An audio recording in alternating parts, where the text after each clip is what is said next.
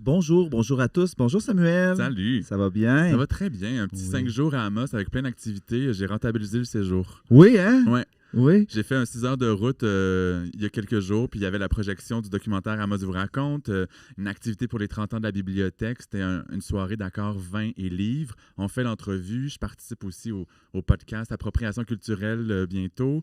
Fait que, Excellent. ouais, Ben, efficace. on t'aime. Hein. Je pense que c'est parce qu'on t'aime. Tu es apprécié quand tu viens ici en région. J'espère. Oui, hein?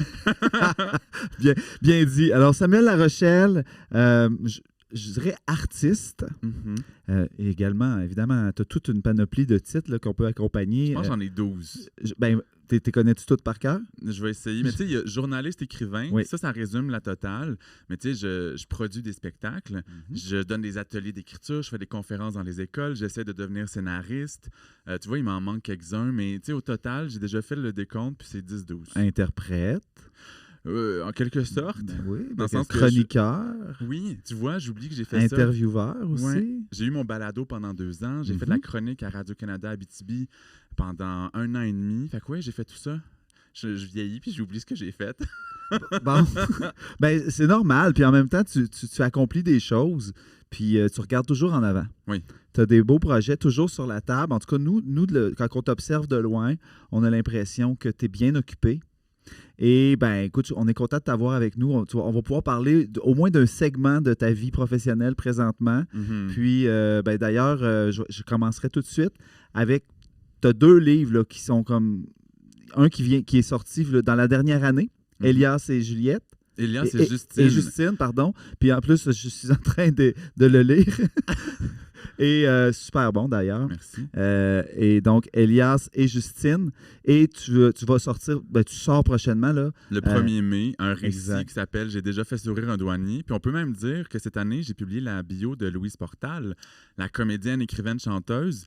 Fait que j'avais 2 sorties à l'automne. Là, on est au printemps. Il y a « J'ai déjà fait sourire un douanier » qui arrive. Et l'automne prochain, il y a autre chose qui s'en vient. Ça a l'air très intense, là, mais c'est... Mais c'est parce que c'est toujours décalé là, au niveau de l'édition. Et là, j'ai fait sourire un douanier. Ouais. C'est de quoi ça parle?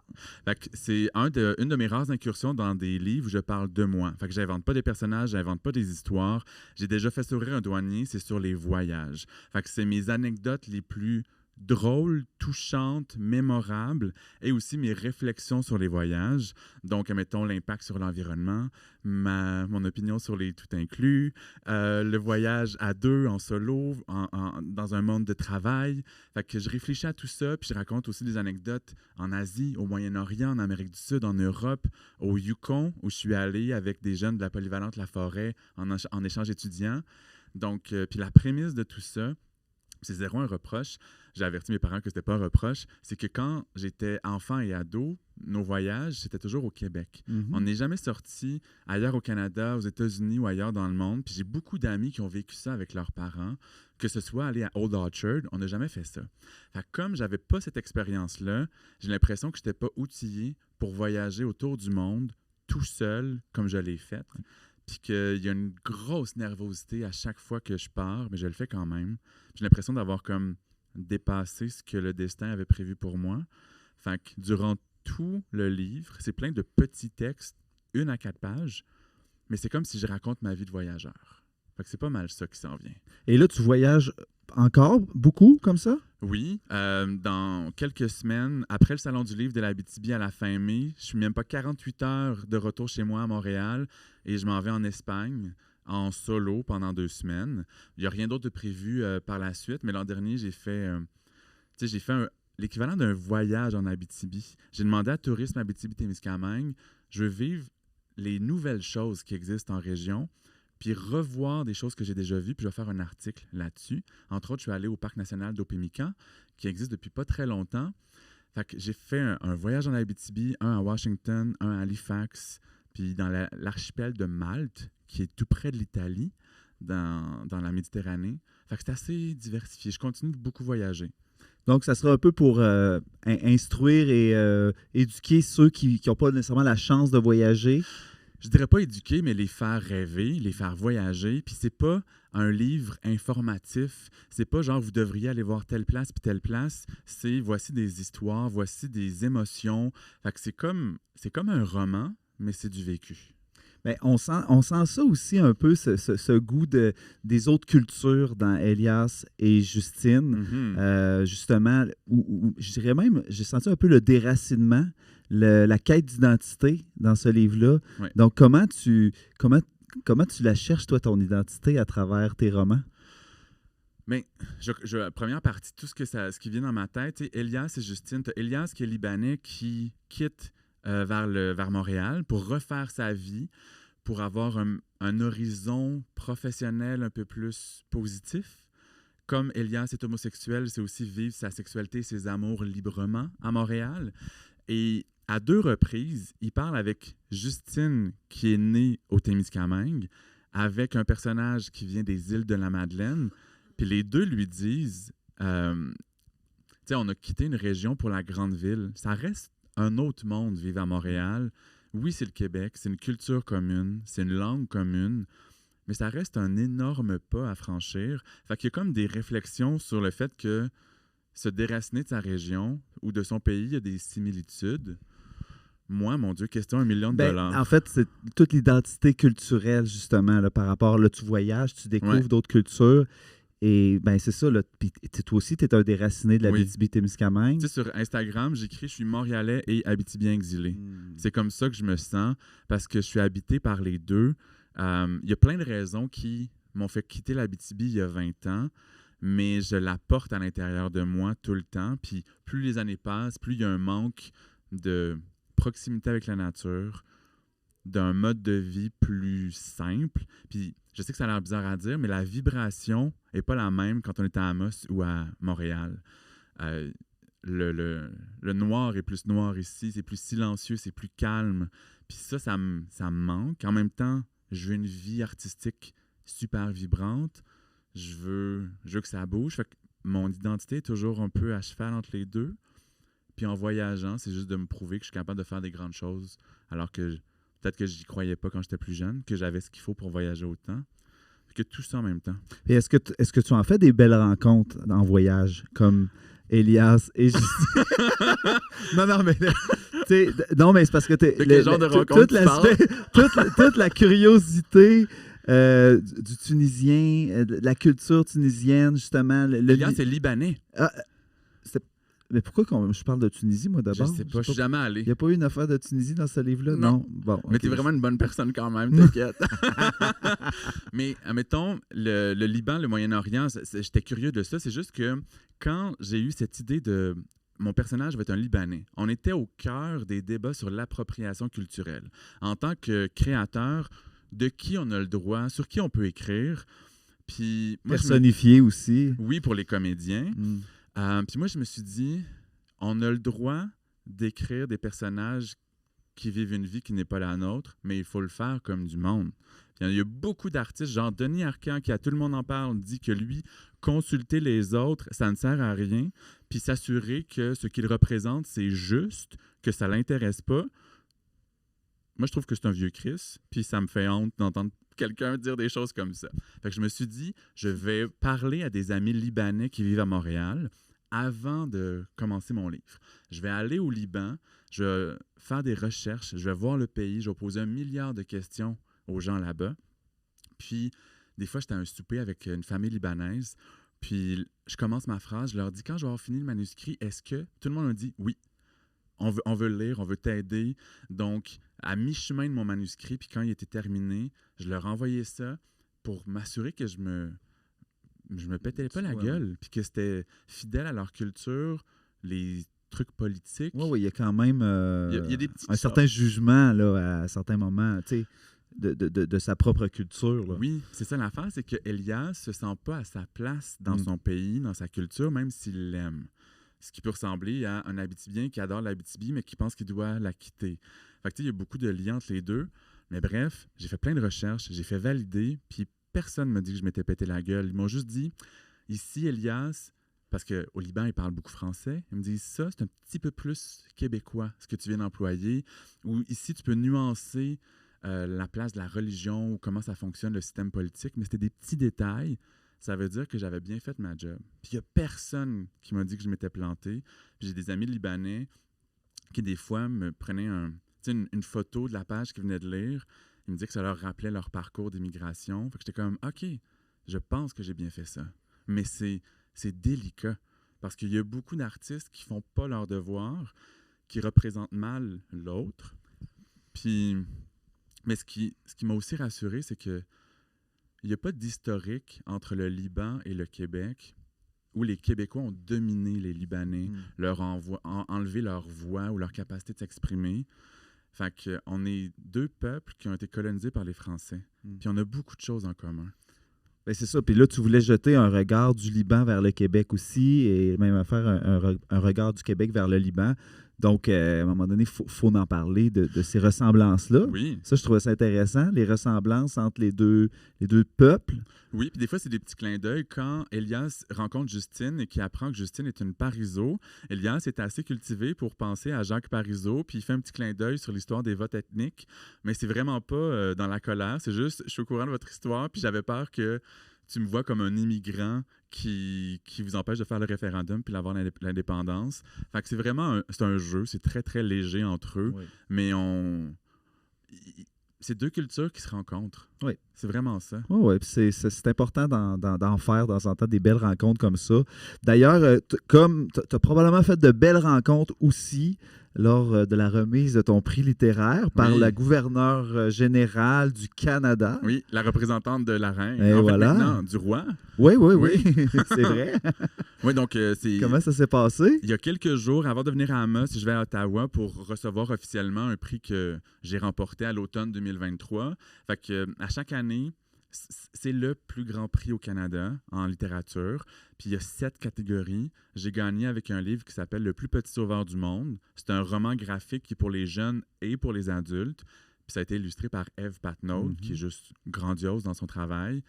Puis moi, pendant 10 ans de carrière, j'ai pas gagné de prix. Et là, boum, le plus grand au Canada. Grosse joie. Incroyable. Et là, quelques mois plus tard, on est invité à Rideau Hall, qui est un endroit super luxueux. On se fait demander, tous les artistes qui ont gagné, d'être à 8h15 à l'hôtel, dans le hall. Il faut qu'on soit prêt, il faut qu'on soit chic. Parce qu'ils nous amènent en navette à Rideau Hall pour une répétition du protocole pendant 1h30 sur comment marcher, à quel endroit aller, quoi dire, quoi ne pas faire. Moi, je trouve ça très drôle. Puis tout ce qui est dans une situation très formelle, je deviens très tannant et je dis beaucoup de niaiseries. Puis j'ai fait ça vraiment beaucoup. Mais ouais, c'était très le fun. Ouais. Puis les autres récipiendaires qui étaient là, est-ce qu'eux autres aussi se sentaient comme toi, un peu pas dans leur endroit naturel? Tout le monde était nerveux, peut-être un petit peu plus que moi. Puis on était mélangés. C'est les anglophones et les francophones de partout au pays qui ont remporté, qui sont rassemblés. Puis il y a quelques Québécois que je connaissais de qui je me suis rapproché pendant les 2 jours où on était là-bas. Ouais, vous avez eu le temps de fraterniser un peu? Oui, on était invités pour un petit cocktail, un petit lunch, pour qu'on fasse connaissance. Puis j'ai pu jaser de projets futurs avec des gens de théâtre, de projets passés avec des gens de poésie ou de romans. Fait que ça ouvre les esprits, puis c'est vraiment, vraiment le fun.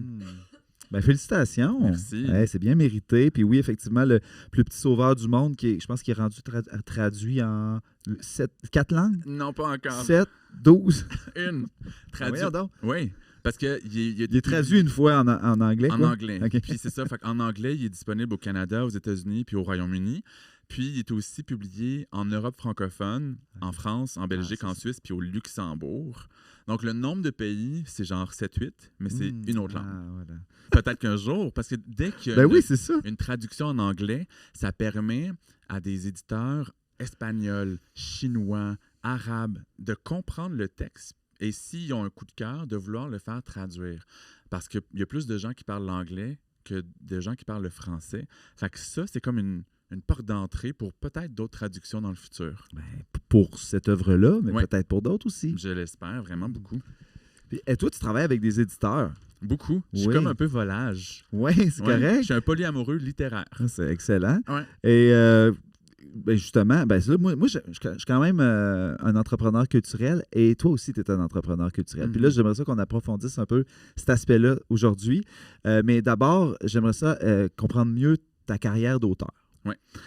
Bon, là, tu travailles avec plusieurs éditeurs. Donc, est-ce que c'est toi qui les approches avec des scripts ou c'est eux qui t'approchent pour t'éditer ton prochain roman, par exemple? C'est presque toujours moi qui cogne à leur porte pour leur proposer soit une idée, soit un manuscrit fini.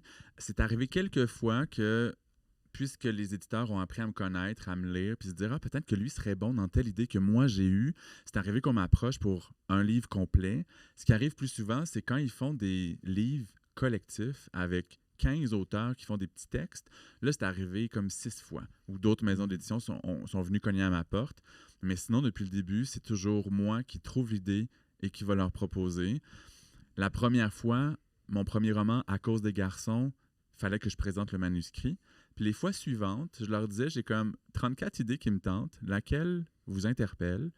Donc, dès que leur réponse, c'est celle-là, moi, je fais pas ça pour juste être publié, parce qu'à la base, l'idée, je l'ai eue, puis elle me fait vibrer. Mais, ouais, faut que c'est... Puis est-ce que tu as les genoux bien éraflés comme auteur, c'est-à-dire d'avoir travaillé pour monter les marches, pour être édité, pour être reconnu? Tu sais, toute ta carrière comme ça, là, est-ce que tu as l'impression d'avoir eu facile ou zéro. tu as l'impression d'avoir travaillé fort? Je l'ai plus facile que beaucoup, puis en même temps pas facile du tout. Tu sais, le premier manuscrit, mon éditrice m'a dit « Je sens ton potentiel, je le vois, mais c'est pas prêt à être édité. » Fait que je te donne quelques conseils. Je suis retourné travailler 1 an et demi tout seul de mon bord, puis ensuite je lui ai présenté une version qu'elle a jugée valable pour envoyer dans le monde. Puis c'est À cause des garçons. Et après coup, tu sais, je veux dire, avec le livre qui va être publié en mai 2024, c'est mon 14e. J'aurais l'air de me plaindre le ventre plein si je disais que c'est donc bien difficile. Les maisons d'édition semblent juger que mon talent est intéressant puis veulent me publier. Ça, c'est un immense privilège, mais j'ai pas eu un parcours à la Xavier Dolan à 20 ans, un film qui fait sensation, qui s'en va à Cannes. C'est dur d'être en littérature. On n'est pas riche. Puis c'est... je suis une petite dynamo, mais c'est aussi pour en vivre que je suis devenu un entrepreneur culturel. Il faut que je multiplie les projets pour avoir des revenus décents, puis aussi pour épuiser cette énergie-là. Puis j'ai souvent l'impression que, même si ça a l'air bizarre, que ça ressemble à ce que mon père a fait. Parce qu'avec son frère Michel, ils ont eu une compagnie de construction pendant 40 ans. Puis tu sais, ils font des soumissions. Ils obtiennent un contrat, ils réalisent le contrat, puis après ça, ils facturent, puis ils obtiennent les sous. C'est la même chose pour les artistes. Puis je suis devenu une petite PME qui fait des spectacles, des livres, des podcasts, de la chronique, des ateliers, des conférences. Puis ça fait que je peux dire que je vis de ma plume. Ouais, puis qui répond à la demande. Parce que dans le fond, la preuve, c'est que tes projets fonctionnent. Oui, ils fonctionnent bien, mais tu sais, je suis pas une vedette de la littérature québécoise non plus. Tu sais, je suis pas Marie Laberge, Patrick Sénécal ou etc. Pas encore. Pas encore. Je suis encore jeune. Mais j'ai l'impression que je gravis les marches une à une puis que j'ai pas plafonné. Fait que ça, c'est vraiment positif. J'ai pas l'impression du tout d'être comme il y a 10 ans, mais j'ai pas eu tout cru dans le bec. Mais, ben, au début, quand tu as commencé ta vie, ta carrière, là, Oui. La vie, c'est loin, là, mais ta carrière, est-ce que tu savais que tu voulais écrire? Un peu. C'est quand tu as eu la piqûre? C'est à Amos. Le journalisme, en 4e secondaire, on m'invite à écrire un petit peu dans le journal étudiant. J'aime ça. L'année suivante, on me demande d'être le rédacteur en chef. Puis je m'investissais tellement que je me suis dit, si tu mets autant d'heures, peut-être que ça pourrait devenir un métier. Je suis allé étudier là-dedans tout de suite après le secondaire. Mais en même temps, premier travail de français en secondaire 5, on nous demande d'inventer un journal intime. Fait que pas le mien, mais comme si j'étais dans la tête d'un personnage, puis de faire un journal intime, 250 mots, puis j'en ai fait 1300. Puis là, j'ai fait... Puis tu sais, à 16 ans, là, 1300 mots, c'est vraiment beaucoup. Ouais, tout le monde est impressionné. Aujourd'hui, 1300 mots, peut te faire ça en 1h30. Tu sais? C'est vraiment... Ça a changé du tout au tout. Mais quand j'ai vu ce que ça me faisait sentir d'inventer un personnage, de lui faire vivre ce que je voulais, puis que les émotions du personnage me traversent comme si je devenais lui. C'est comme si je suis un acteur quand j'écris. C'est pas comment Samuel réagirait à une situation, fait que je vais prendre ça puis je vais le donner à mon personnage.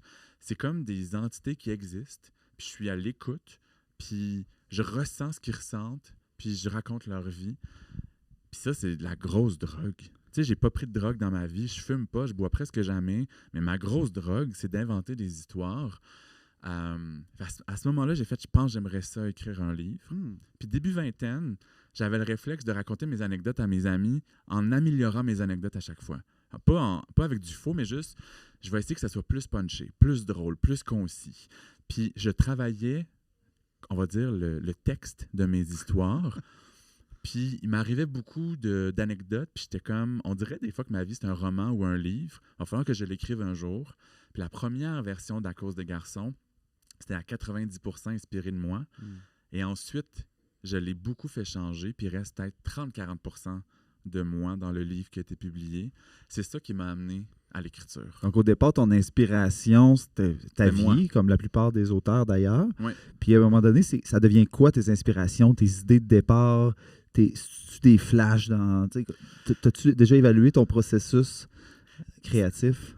Mais ma réponse va être plate, c'est que tout ce que je regarde au cinéma, à la télé, au théâtre, la musique, les livres que je lis, c'est comme si ça vient s'emmagasiner dans ma tête, puis à un moment donné, il y a un personnage qui surgit. Ou à un moment donné, je me dis, ce genre d'histoire-là n'est jamais raconté, puis ça me parle, puis je pense que ça va faire vibrer le monde. Tu sais, le plus petit sauveur du monde, dont on parlait tantôt, qui a gagné le prix. Il y a plusieurs années, je suis au théâtre, je vois une pièce où un couple de trentenaires se demande est-ce que c'est responsable de continuer à faire des enfants alors qu'il y a de la famine, la crise environnementale, des crises politiques. Et à ce moment-là, je me suis dit, et si un enfant les entendait dire ça? Qu'est-ce qui va se passer dans la tête de ce petit-là? Fait que là, j'ai décidé d'imaginer mon personnage qui entend ses parents hésiter à l'idée d'avoir un deuxième enfant. Et lui, il se dit, ça veut-tu dire que je suis le problème? Que je suis de trop? Puis là, les peurs ont commencé à s'intensifier dans sa tête. Donc, c'est juste une pièce de théâtre qui fait apparaître quelque chose dans ma tête. Ouais. Puis en même temps, tu es curieux parce que tu es journaliste, ouais. Puis par formation ou par déformation, tu es curieux de tous ces sujets-là. Fait que ça peut facilement passer d'un vase communicant à un autre, un sujet d'actualité où justement, comme tu parles d'éco-anxiété, qui se transfère en roman ou en idée de roman. Ouais. Donc, le journalisme là-dedans, quand est-ce qu'il s'arrête puis quand est-ce que le romancier commence? C'est toujours interrelié. Je suis sûr d'être un meilleur romancier parce que je suis journaliste, parce que j'ai une facilité à structurer mes pensées, à être le plus clair possible, puis que ce soit bien, ce soit lisible pour les gens qui lisent mes articles. Ce qui fait que mes romans sont, je pense, bien construits. Les gens ne vont pas se perdre ou pas comprendre. Puis à l'inverse, je suis un meilleur journaliste parce que je suis un romancier. Parce qu'il y a beaucoup de journalistes qui vont pas mettre de leur âme dans leur texte. Puis je vais rester fidèle aux faits. Je vais pas me mettre de l'avant, mais il y a quelque chose dans la structure de la phrase, dans les questions que je pose, qui démontre à quel point je suis insensible. Puis moi, c'est une fierté de l'être, puis que ça se sente dans mes articles. Puis peut-être que c'est l'artiste en moi qui s'est donné le droit d'être sensible, qui influence le journaliste ensuite. Et c'est sûr que de parler... Tu sais, moi, comme journaliste, je parle à des artistes, des sportifs, des politiciens, des gens du milieu des affaires. J'écris sur tellement de sujets que ça me nourrit. Puis j'ai beaucoup d'idées qui, j'imagine, surgissent sans que je m'en rende compte que ça vient de telle entrevue il y a 6 ans. Et on a parlé un peu en pré-entrevue. Le journaliste aussi va influencer l'auteur dans sa rigueur, dans son éthique de travail. Puis ça, ben, ça doit être un avantage parce que, étant artiste, moi aussi, souvent on va vivre des préjugés par rapport à l'artiste qui est bohème et qui se laisse inspirer par un vent du printemps. Là.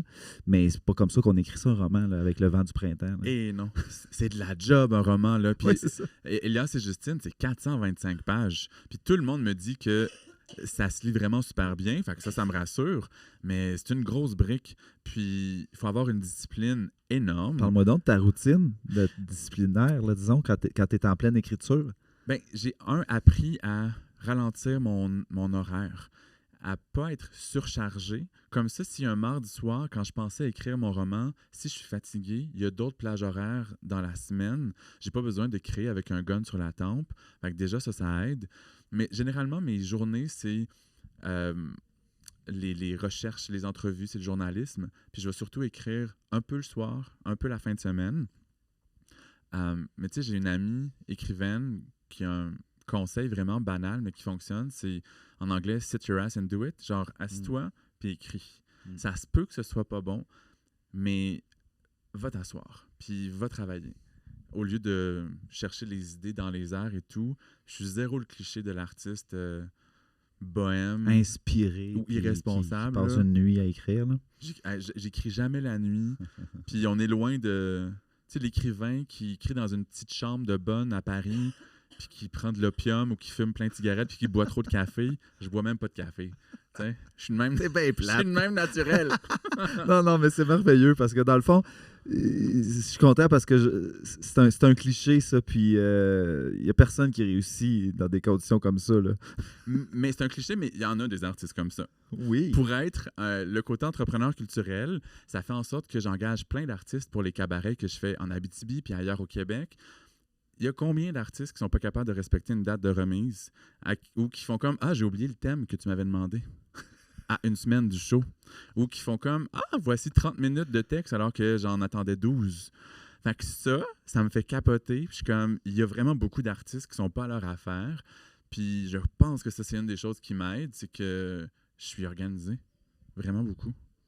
Puis tu fais partie quand même d'un faible pourcentage qui peut en vivre à cause de ça. Oui. C'est ça. Tu sais, je veux dire, je vis de ma plume comme journaliste et écrivain, plus les 1000 autres activités. Mais c'est parce que j'ai beaucoup d'énergie, beaucoup d'idées puis d'organisation que ça fonctionne. Parce que, tu sais, gérer 12 projets différents dans la même année, on pourrait se perdre, mais moi, ça m'étourdit pas du tout. Je pense que, tu sais, je suis un célibataire et sans enfant présentement. Fait que ça change beaucoup une vie. J'ai de l'espace et de l'énergie pour créer. Pour lire, pour relaxer, pour aller regarder trop de télévision, pour voyager. Fait que je suis pas à plaindre. Puis même si j'ai beaucoup de projets, je me repose beaucoup. Je suis content pour toi. Oui. Toi qui es père de 3 enfants. Oui, c'est ça.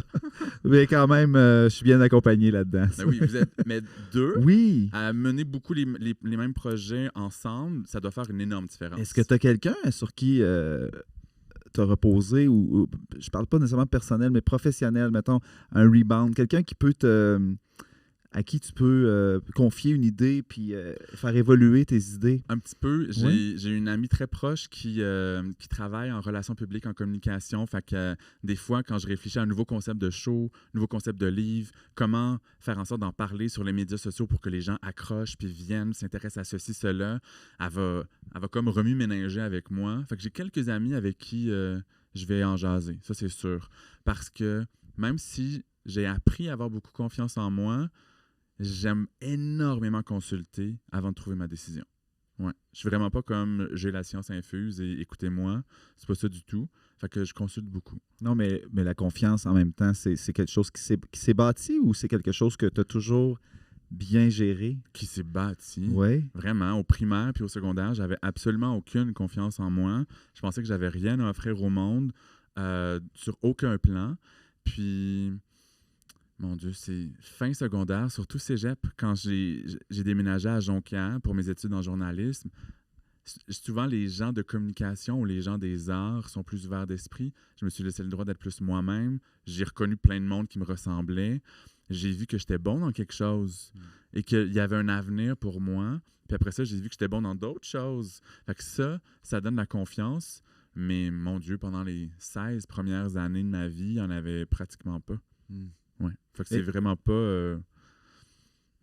il a fallu que je la construise. Est-ce que tu as des inspirations, des gens qui t'inspirent, qui t'ont inspiré, des modèles que tu t'es dit « Ah, moi, tu vois, à 40 ans, ou à 50 ans, ou même à 30, c'est cette vie-là que je veux. » longue histoire courte, quand j'étais à Amos, 13-14 ans, je lisais une chronique dans le journal écrite par India Desjardins, qui ensuite a publié des romans pour ados qui sont devenus les plus grands succès de la littérature québécoise, les Aurélie Laflamme.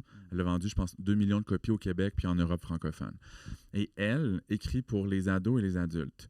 Elle fait du roman, du roman graphique.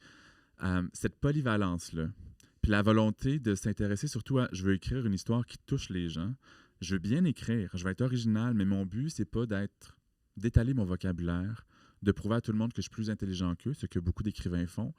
Fait que pour moi, elle, c'était un modèle. J'étais comme, cette ligne-là, je veux la suivre. Puis, il y a une autre journaliste et écrivaine qui s'appelle Lucie Pagé, qui a vécu 30 ans en Afrique du Sud. Elle est allée faire un reportage là-bas, elle est tombée en amour avec un Sud-Africain qui est devenu un ministre avec Nelson Mandela.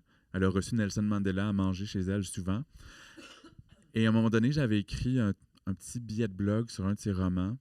Puis elle m'avait proposé qu'on aille jaser, qu'on aille manger. Puis elle m'avait dit, parce qu'à l'époque, je n'étais pas journaliste, j'avais mon diplôme, mais j'avais bifurqué. Puis elle m'avait dit, tu n'as pas le droit d'écrire aussi bien puis de ne pas travailler là-dedans. Fait que c'est peut-être pas... je veux faire sa vie, mais elle a eu une grosse influence sur moi. Un boost de confiance. Ouais. Puis aussi, dans le monde artistique ou de la littérature ou même entrepreneurial, il faut être capable de se vendre. Oui. Ça aussi, c'est pas tout le monde qui ça, je suis bon. Qui sont capables là-dedans. Pour vrai, je pense que depuis que j'ai appris à me faire confiance, je laisse plus personne m'écraser. Puis, tu sais, l'art du pitch, en salon du livre, les gens, ils viennent te voir, ils te connaissent pas ton livre. Il faut que tu saches le résumer, que ça soit le fun, que ce soit pas trop long. En entrevue, il faut que tu sois aussi capable de parler de ta démarche, de tes projets, puis que ce soit intéressant à écouter. Fait que ça, pour moi, c'est juste très drôle et très le fun. Puis il y a tellement d'artistes qui haïssent se promouvoir puis parler de leurs œuvres. Puis je suis comme, j'ai pas passé 2000 ans sur un roman pour ensuite penser qu'il va se rendre entre les mains des gens de façon magique. Il faut que je sache le vendre. Puis j'ai été 3 ans en relations publiques à mettre en lumière les autres. Fait que tout ce que j'ai appris, je l'applique pour moi et mes projets le plus possible. Ouais. Puis le fait d'avoir été un touche-à-tout aussi, ça l'a bâti un peu tout ton éventail de talents ou de capacités professionnelles. Oui, parce que quand je fais un cabaret, je choisis les artistes, je négocie ou je gère les salles ou les bibliothèques, je fais le suivi, avec l'infographiste, on crée le visuel. Ensuite, j'écris moi-même le communiqué de presse, je fais les relations avec les médias moi-même, j'anime le show, je performe dans le show. Fait que cette polyvalence-là sert beaucoup.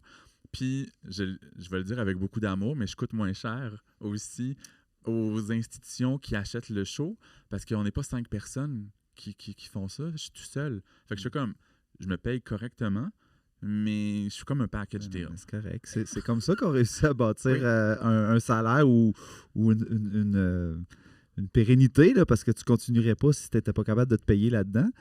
Ben là, on arrive sur le côté entrepreneur, là. Oui. Parce que là, on a senti la mini-PME, là, avec les multiples chapeaux qui viennent nous nommer là. Puis moi, ça m'intéresse beaucoup. Puis là, évidemment, ton site web est disponible, est accessible, là, Samuel Larochelle. Un très beau site web. Ben oui. que j'ai fait concis, moi-même. Bon, mon Dieu. Mais il est concis, il est efficace, on comprend tout. Mais moi, il y a quelque chose que j'ai retenu, puis que je retiens quand même, ça fait quelques années que je te connais, que je te regarde aller. Un branding, le brand. C'est quoi ton brand? Ah, je pensais que tu allais me le dire. C'était quoi mon brand? Ben moi, je le sens, je le sais, j'ai la réponse, mais je vais attendre la tienne. Eh là là, comme artiste ou ouais, tout? Ben ouais. C'est quoi qui te guide le plus? Ben, j'ai souvent écrit l'hyperactif de l'écriture. J'aime l'idée que je veux toucher à tout dans l'écriture, dans le sens que en roman, je veux un jour faire du policier, je veux écrire un roman d'horreur. J'ai fait de la poésie à ma façon. J'ai fait des romans pour tous les âges, un roman graphique, des biographies. Mais j'aimerais ça un jour écrire du théâtre. Je veux essayer de faire de la scénarisation de films ou de séries télé. Je veux un jour écrire des chansons parce que je chante beaucoup. Donc, essayer de goûter à tout de l'écriture. Il y a ça. Puis, j'ose croire, dans mes livres, que ce soit des histoires inventées ou quand je parle de mon vécu, c'est beaucoup de vulnérabilité, d'humour, puis un petit côté effronté. Je pense que ces 3 mots-là Il est marketing. Hein? me décrivent bien. Écoute, l'hyperactif de l'écriture ou des mots. Ouais. Moi, je trouvais que, à la limite, là, c'est vraiment un des termes. Puis justement, parlons-en là, de tout ton inventaire de production parce que tu t'autoproduis. Mhm. Est-ce qu'il y a des compagnies qui te produisent, toi? Non. OK. T'es vraiment toujours... En littérature, je suis édité. J'ai juste fait pendant la pandémie 2 petits projets numériques que les gens pouvaient acheter. Sinon, mes spectacles, j'ai beaucoup de partenaires. Tu sais, en Abitibi, la première édition du Cabaret des mots de l'Abitibi-Témiscamingue, c'était moi qui l'organisais, puis on vendait des billets. Et là, il y a eu Ana Núñez-González, qui est la directrice de la bibliothèque d'Amos, qui m'a dit, on aimerait ça dans quelques mois que ça revienne, puis la bibliothèque pourrait acheter le projet, puis donc le financer. Puis là, je lui ai demandé, penses-tu que les autres bibliothèques ailleurs en région voudraient faire la même chose qu'à Amos? Puis elle me dit, je pense que oui. On se voit la semaine prochaine, je leur en parle, et tout le monde a embarqué. Donc, les bibliothèques, les villes, les maisons de la culture, c'est des partenaires hyper importants, mais oui, à la base, le choix de la thématique des artistes, puis toute la gestion, c'est moi qui le fais. Et ailleurs au Québec, j'ai tellement aimé l'expérience en Abitibi, je me suis dit, trouve-toi un autre concept à Montréal. Et là, j'ai pensé faire un spectacle avec uniquement des artistes LGBTQ+, et tous nos textes doivent parler de sujets ou d'enjeux reliés à la queerness.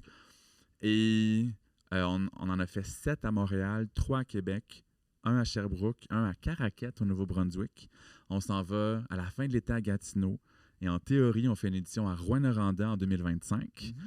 Donc ça continue de fleurir. Ça a fonctionné? Oui.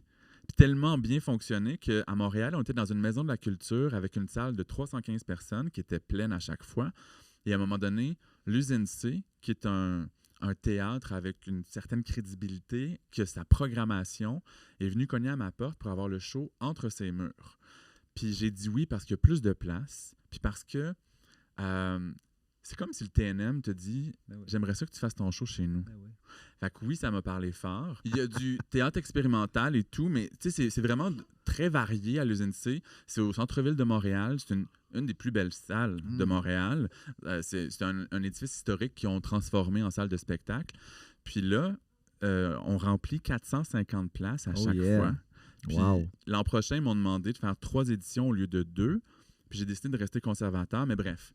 Ils sont un grand partenaire. Puis quand je vais ailleurs au Québec, c'est soit un festival littéraire, un cégep, une université ou la Maison de la littérature de Québec qui fait comme on t'achète le show, t'organises tout, puis on vous accueille. Puis j'ai aussi fait un 3e concept qui est un cabaret littéraire érotique à Montréal qui s'appelle La Soirée Sexue. Et en mai 2024, c'est un 4e concept. Ça s'appelle le Cabaret des Globetrotters. Et là, ça va être ce qu'on va lire de façon très vivante. Ça va être des histoires de voyage. Fait que je suis très branding. Je lance un livre de voyage. Fait que je vais faire un show de voyage. Conceptuel. Autopromotionnel. Tu sais, ça fit. Je me dis, c'est correct. Les journalistes vont parler et du livre et du spectacle parce que c'est le même thème puis c'est à la même période de l'année. Tu sais. Ouais. Fait que, au lieu d'être tout seul sur scène, encore une fois, j'invite 7 artistes à venir avec moi. Fait que ça va être uniquement à Montréal. Donc, tu sais, 4 shows, puis avec des partenaires solides, mais c'est moi qui gère tout. Ben oui, puis tantôt, tu parlais d'être organisé, d'être stratégique. Dans le fond, être organisé, c'est être stratégique. Puis là, ben tu multiplies, là. Oui, puis je place mes pions. Ben c'est ça. C'est que présentement, je sais quels livres vont être publiés en 2024 et en 2025, puis je suis en train de me demander qu'est-ce que je veux faire pour 2026. Je ne vais pas nécessairement commencer à l'écrire dans les prochains mois, mais il faut que je cogne aux portes des maisons d'édition parce que les autres aussi font des calendriers sur 2-3 ans d'avance. Fait que si je ne veux pas me retrouver et qu'on me dise « on n'a pas de place avant 2028 », il faut que je sois stratégique. Fait qu'il y a ça pour les livres. J'ai un projet très underground de série télé que je développe un peu sur les lignes de côté en espérant qu'un jour ça émerge. Il y a un projet, j'aimerais ça écrire du théâtre et bientôt, je vais faire une demande de subvention pour faire un projet d'exploration parce que je n'ai jamais écrit du théâtre. Puis ce serait ce qu'on appelle du docu-théâtre. Fait que c'est un peu comme si le journaliste et l'artiste se réunissent pour faire ça. Donc, Pour une demande de subvention pour faire la recherche pour justement explorer le sujet ou vraiment Exact. pour l'écriture. c'est comme la recherche puis le début de l'écriture. Puis ta vision, c'est d'être et auteur et acteur là-dedans? Oui, parce que peut-être que les gens ont beaucoup entendu parler de Jamidro, la pièce de Ouais. Christine Beaulieu. Mhm. Ça, c'est du docu-théâtre. Ouais. Puis récemment, au Théâtre des Esquerres, vous avez eu Rose et la machine. Ça aussi, c'est du docu-théâtre. Puis c'est tellement intéressant. Puis c'est très populaire comme forme de théâtre. Fait que généralement, c'est un sujet qui peut toucher le grand public, très relié à la quête personnelle d'un artiste. Fait que je voudrais mélanger quelque chose de très personnel à très universel. Et je veux pas juste essayer d'écrire du théâtre, je veux vivre l'expérience d'être sur scène pendant 1h30, 2 heures. Oui, dans mes cabarets, j'anime puis je vais performer, mais je veux comme franchir une étape de plus. Je pense pas que j'ai ce qu'il faut pour être un comédien à temps plein puis incarner plein de gens, mais je pense que j'ai des aptitudes de base pour faire ça, me jouer moi sur scène, puis connecter avec le public encore plus intensément que dans un cabaret. Ouais, tu sais que Robert Lepage fait toujours sa première mouture comme acteur, puis après Ouais. ça, il engage un acteur Tu me pour partir compares à à tourner. Robert Lepage? Ben, stratégique, professionnel, Ouais. entrepreneur. Mais lui, il joue Écoute, partout dans le monde, là, mais peut-être un jour. Qui sait? c'est ça peut voyager, ça peut voyager. Puis là, ben, faut pas oublier non plus, quand je parlais de branding ou de marque de commerce, Ouais. il y a aussi ton balado Mhm. que tu as fait, donc vraiment le développement numérique au niveau de la balado. Là, c'était plus des rencontres pour mieux comprendre. Mais c'est quoi ta démarche que tu avais fait dans ta balado? Mais c'est j'ai fait ça Qui pendant s'appelait 2 ans. Comme un livre ouvert. Ouais, comme un livre ouvert. J'ai fait une demande de subvention au Conseil des arts du Canada. Je leur ai dit, on n'a jamais le temps, les écrivains, pour des longues entrevues. Puis on nous interviewe seulement pour promouvoir un livre. Moi, je veux les sortir de leur cassette, sortir des sentiers battus, puis parler d'écriture, de leur carrière, de leur évolution, puis de manière hyper grand public, pas genre, encore une fois, une histoire de péteux qui se parle de littérature. Fait que j'ai choisi des artistes hyper diversifiés. Je leur ai dit, je vais faire 25 entrevues. Ça va être un écrivain qui interviewe d'autres écrivains. Ça donne que j'ai aussi des aptitudes de journaliste, mais c'est que je fais leur métier. Fait que quand on parle d'écriture jeunesse, d'adapter pour un projet télé, d'écrire pour les adultes, de faire une biographie, je comprends ce que ça veut dire de l'intérieur. Je pense que ça me fait poser des questions que les autres journalistes ne posent pas. Puis ces artistes-là, ça fait 10 ans qu'on se côtoie. On est en confiance. On va beaucoup plus loin. Puis je suis vraiment fier que des écrivains m'aient dit il y a plein de choses que j'ai jamais dit en entrevue. Et que quand eux partageaient l'épisode du balado sur leurs réseaux sociaux, les gens qui les suivent depuis 5 ou 40 ans leur disaient « Je t'ai jamais entendu dire des choses comme ça ».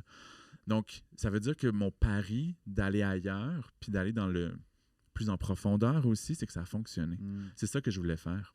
Ouais, on est là justement pour en parler. Puis là, ben, on va se renvoyer la balle l'un et l'autre. Là. Allez voir ça, la balado Comme un livre ouvert. C'est sur Spotify en version audio, sur YouTube avec la vidéo qui a été montée professionnellement. C'est dans un beau studio de musique que ça a été enregistré.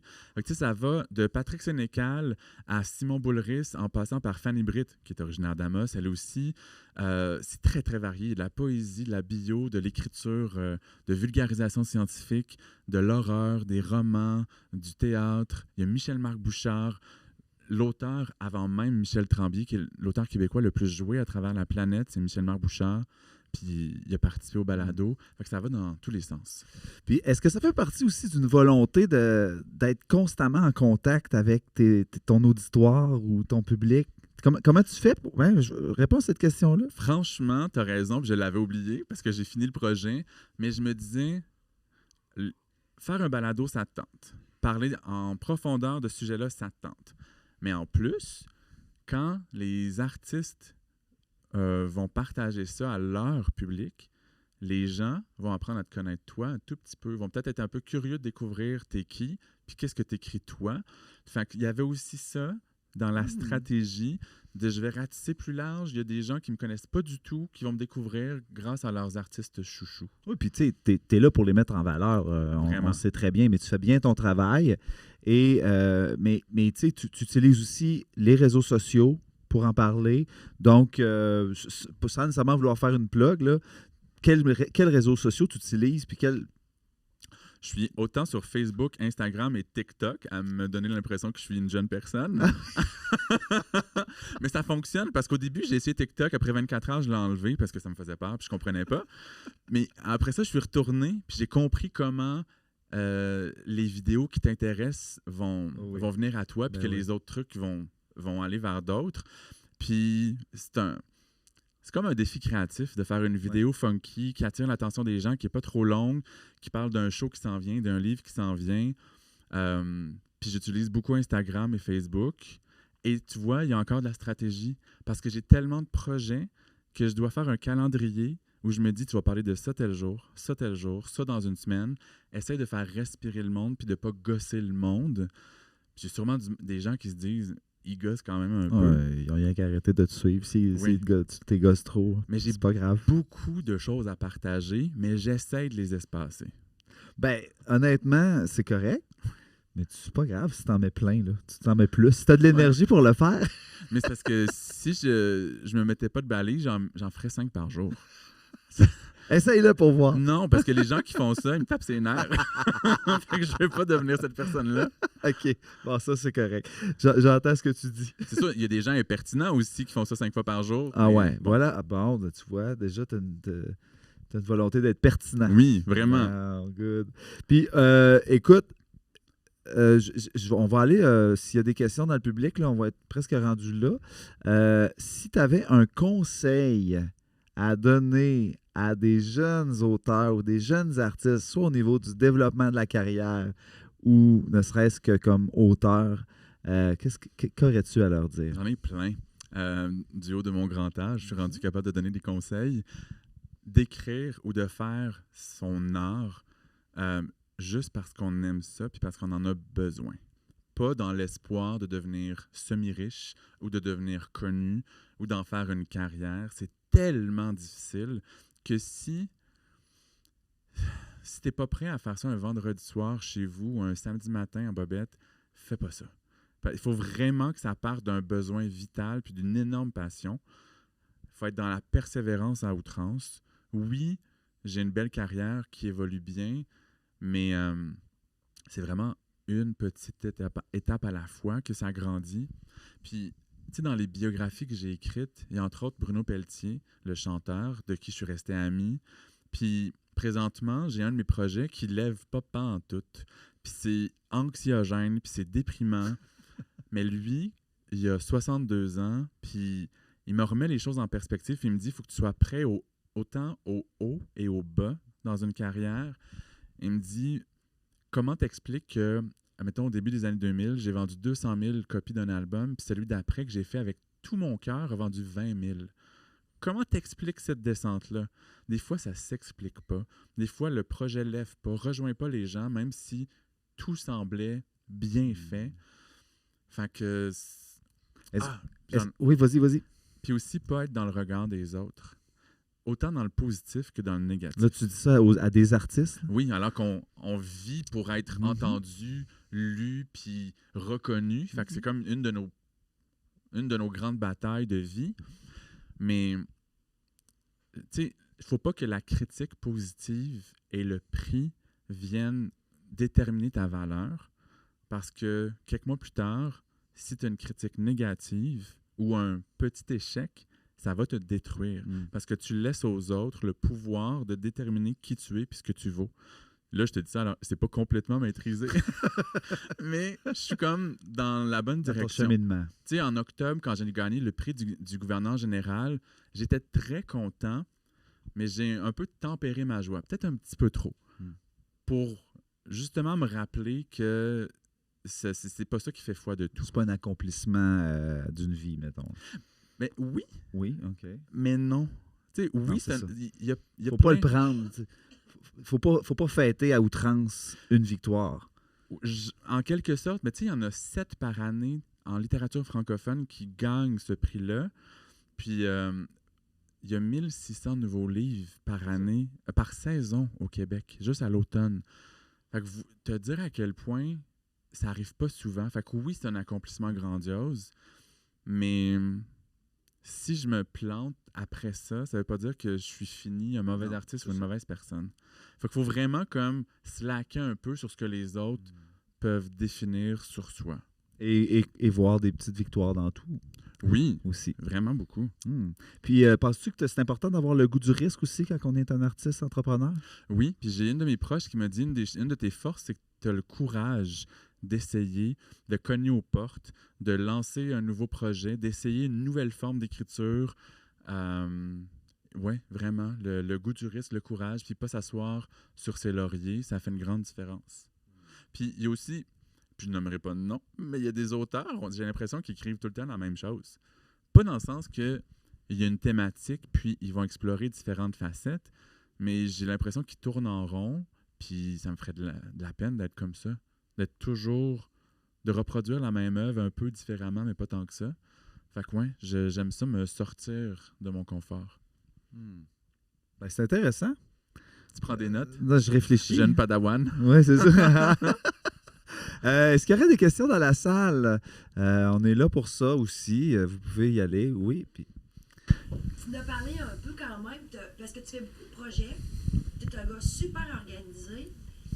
Mais moi, ce que j'aime beaucoup, c'est comment, concrètement, dans ta semaine, est-ce que tu fais mardi, je mets ma tête sur ce projet-là? Comment tu divises ta créativité dans ton horaire de semaine quand tu as plusieurs projets qui vont se chevaucher, qui arrivent en même temps? Est-ce que tu plonges un mané pendant 2 semaines où tu fais juste une affaire ou tu es capable de rentrer dans des journées différentes puis switcher ton cerveau?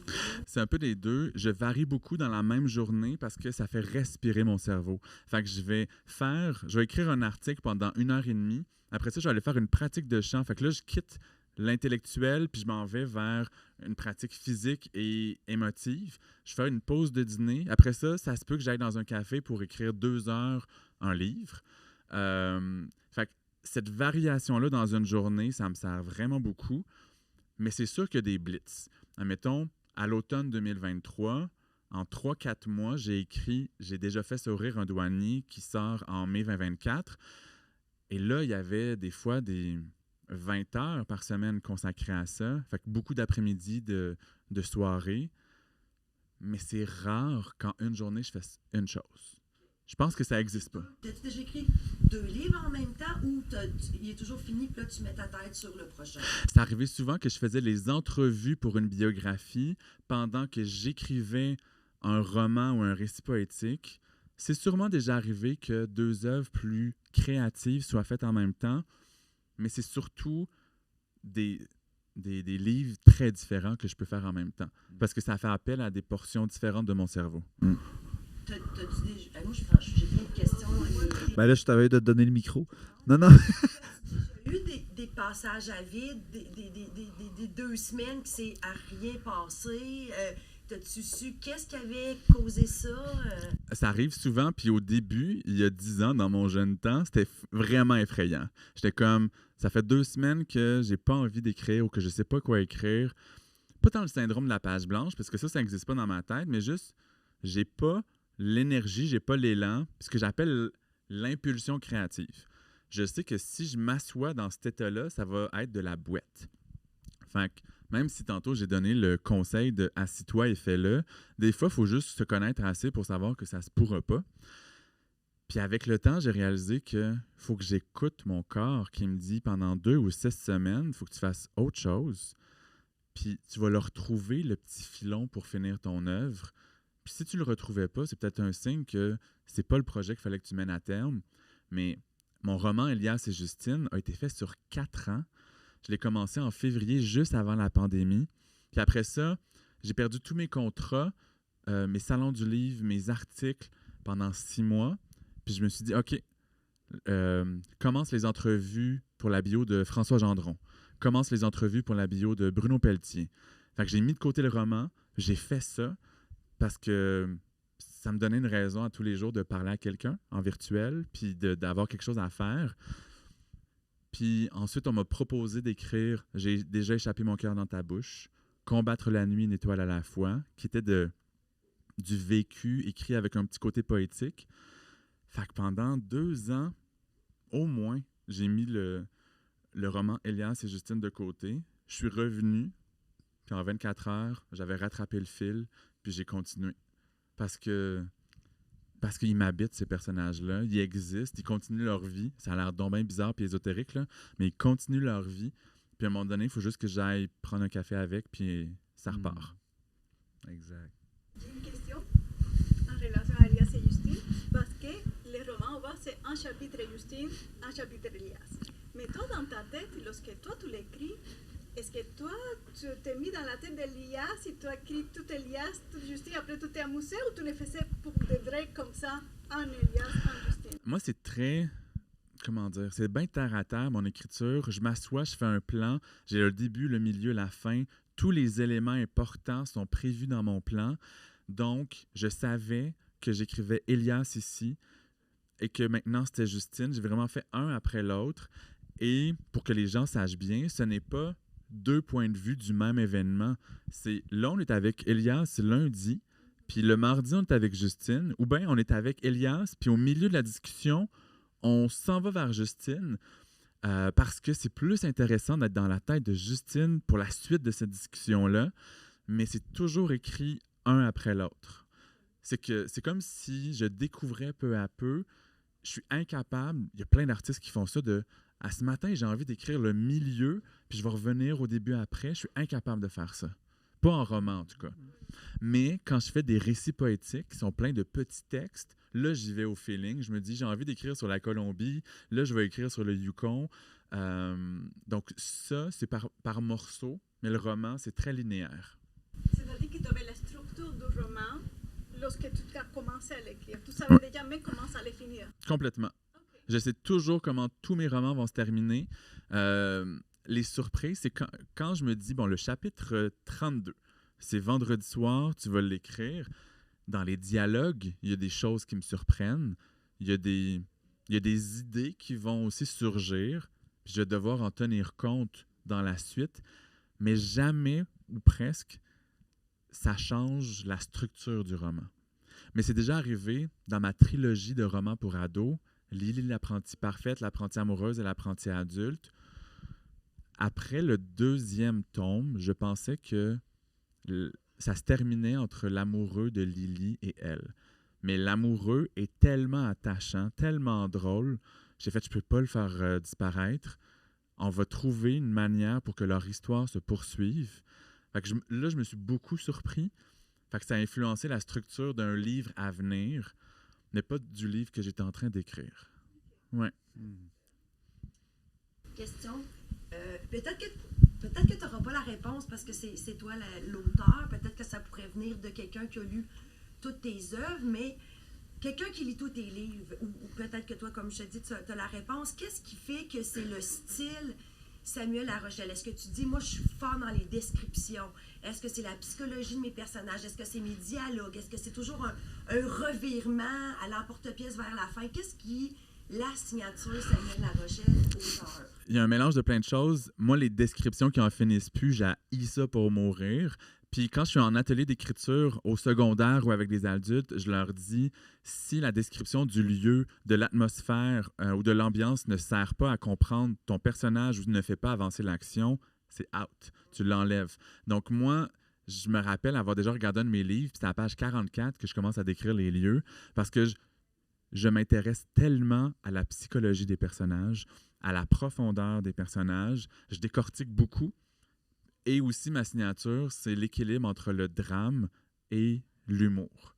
Dans tous mes livres, on peut sourire, pleurer, réfléchir et rire. Je pense que de faire rire, ça ouvre le cœur beaucoup plus. Puis après ça, on peut toucher les gens plus en profondeur. Puis c'est ça que je suis. Je suis un mélancolique très bobli dans la vie. Fait que ça se sent dans mes livres. Fait que je te dirais que c'est beaucoup ça. Puis des dialogues très vivants qui sont pas très loin de ce qu'on pourrait faire, j'imagine, au théâtre ou à la télé. Fait que ouais. Puis c'est vivant, là. Tu sais, c'est étrange à dire, mais c'est beaucoup d'efforts de mon côté pour que ça soit sans effort pour les lecteurs.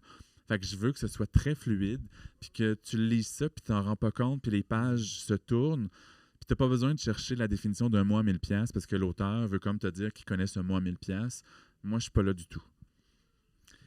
Samuel, ça va se terminer là-dessus, sur cette... Écoute, je pense qu'on aura encore plein de choses à se raconter. En tout cas, toi, tu vas poursuivre ta quête vers les mots. Puis là, tu continues de nous faire voyager maintenant, littéralement, Ouais. dans tes livres qui parlent de voyage, beaucoup, de plus en plus. Donc, les livres, je pense que c'est une des choses qui vont faire voyager toujours les lecteurs dans ton univers. Donc, continue ta belle mission. Puis je te remercie beaucoup de ton temps aujourd'hui. Merci beaucoup. À bientôt. Salut.